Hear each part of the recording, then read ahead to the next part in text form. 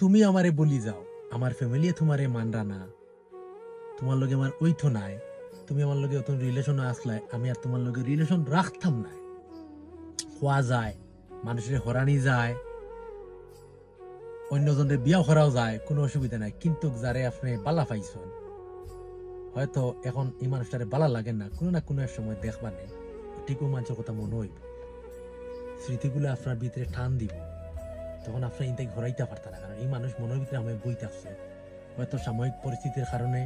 বা তার কারণে হোক একটা বিচ্ছেদ ঘটছে, কিন্তু আপনি ইনটাকে ঘরাইতে পারতেন না। আর অনেক মানুষের দিকে লং টাইম রিলেশনশিপ থাকে, তারপরে ব্রেকআপ হয়ে যায়,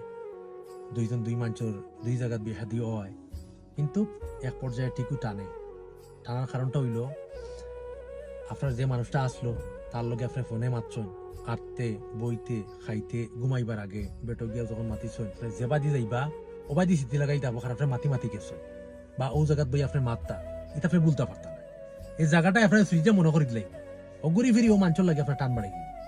কারণ একজন মানুষের এই মনটা কি বালা পাইলে কোনো সময় ভুলা যায় না, যত আপনি ভুলার চেষ্টা করুক আপনি ভুলতে পারতেন না, তার স্মৃতিগুলো আপনার ঠিক টান দিব, ঠিকও মনে হইব।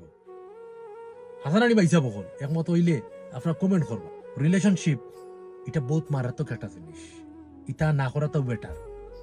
যেবা যারা খরচ হয় না আপনার খুব ভালো আছেন, যেবা যারা খরচ হয় ও আপনারা বুঝতে পারবা যে আপনার লগে কথাগুলো মিলি যাব।